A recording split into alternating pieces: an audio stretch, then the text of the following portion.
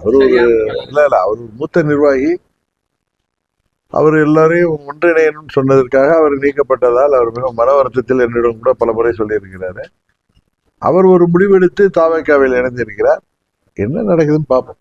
நம்மளா அனுமானங்கள் கேசியங்கள்லாம் சொல்றது என்னுடைய பழக்கம்ல. பொறுமையாக பார்ப்போம். ஏன்னா இன்னும் ஏப்ரல் மேல தேர்தல் இருக்கு. மே மாதத்துல 15 தேதிக்கு மேல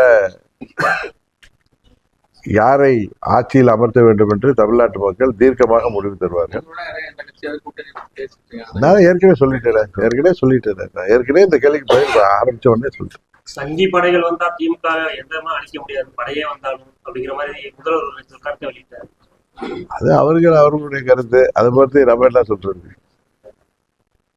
ஒவ்வொரு கட்சிக்கும் ஒரு நிலைப்பாடு இருக்கும், ஒவ்வொரு கூட்டணிக்கும் ஒரு குறிக்கோள் இருக்கும். அதை பற்றி பேசுறாங்க. அதை போய் அம்மா மக்கள் முன்னேற்ற கழகம் அதை பற்றிலாம் கருத்து சொல்ல விரும்பவில்லை. நாங்கள் எங்கள் தேர்தலுக்காக எங்கள் தொண்டர்களையும் நிர்வாகிகளையும் தயார்படுத்துகின்ற பணியிலே இருக்கோம். நான் டிசம்பர் 31 கூட்டணி எல்லாம் முடிவுக்கு வந்துவிடும் நினைச்சேன். அது இன்னும் தள்ளி போகுது. அதனால எனக்கு தெரிந்து தேர்தல் அறிவிப்பு பிப்ரவரி கடைசி வாரத்தில் வரும். எப்பயுமே போன தேர்தல் 25ஆம் தேதி இருந்துச்சு. அதனால அம்மா அவர்கள் பிறந்த நாளைக்கு முன்பு உறுதியாக நாங்கள் எங்கள் முடிவு உங்களுக்கு தெரிய வரும்.